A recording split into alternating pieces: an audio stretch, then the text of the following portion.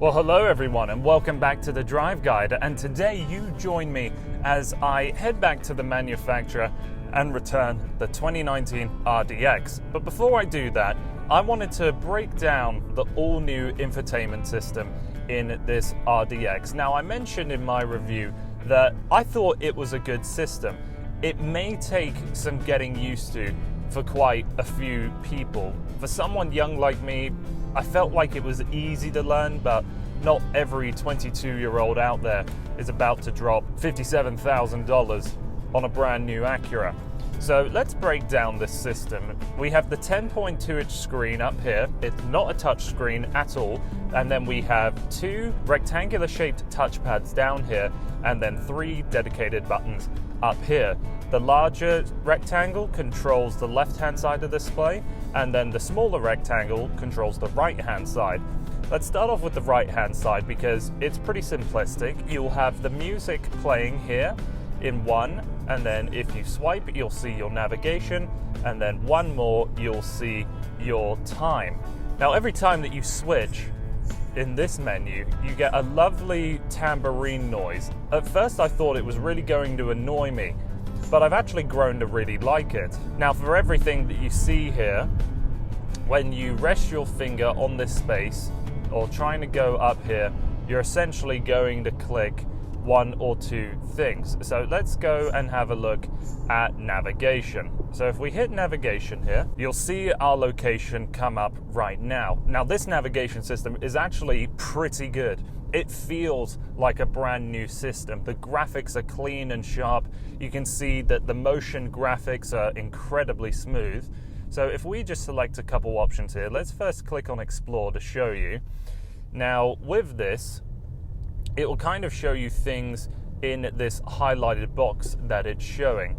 So I've hit the pinpoint tab right down here on the bottom, and it's now focusing on the area that I pinpointed it on. But you can see I'm moving out of frame here. So then if I want to readjust, just click on that. Now you can use two fingers to scroll around this system and then zoom in and out further to have a larger field of view. The problem with this though, and really the greatest flaw of this system, is that whenever you're using two fingers to scroll or move, it's kind of jolty. I don't think the system fully understands right now how you have two different touch points at once. It just doesn't, I don't think it likes it. So let's just return to where we were originally. Let's go back into the corner here, there we go. And then exit out of this page. And the way that we do that is by clicking the back arrow right here. Now, if we go up to the menu, this is going to show us all different options. So the map view that we have, different route preferences, and a few other boring things that we don't really need to care about. Let's hit the back button again. This symbol here, this will change around your 2D view to your 3D view, and then your true north view.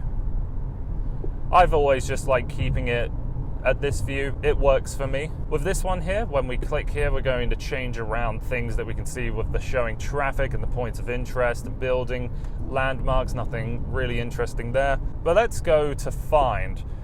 So I want to go to, let's say, browse, and I want food. Where's somewhere close by? There's a fast food joint everywhere, so you can see the results are pretty instant. And although it's a cold, rainy day, I'm feeling some frozen yogurt right now.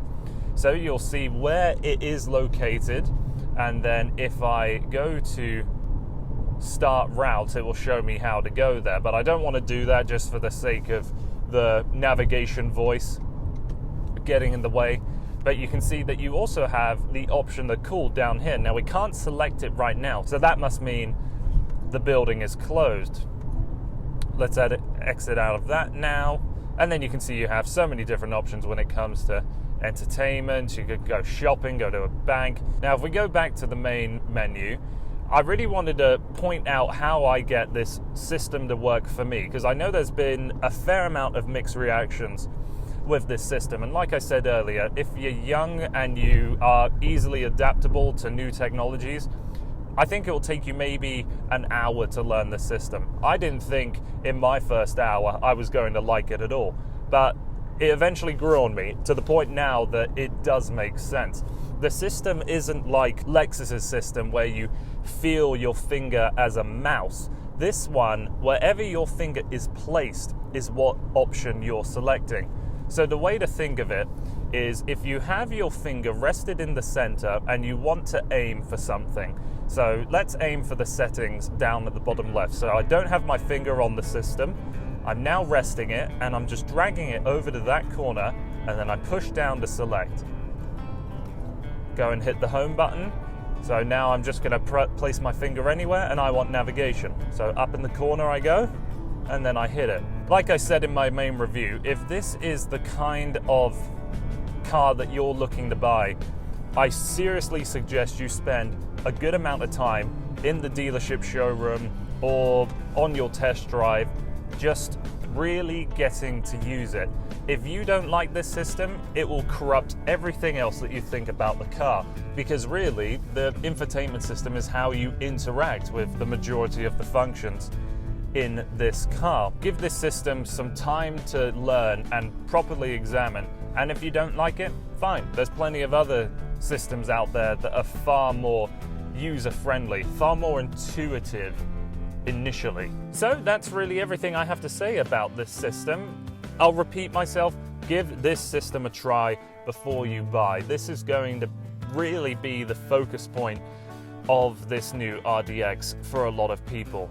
But that's really everything from me. Thank you so much for taking the time to watching this video. I hope you can like, share, and subscribe, and I hope to see you again here on the Drive Guide.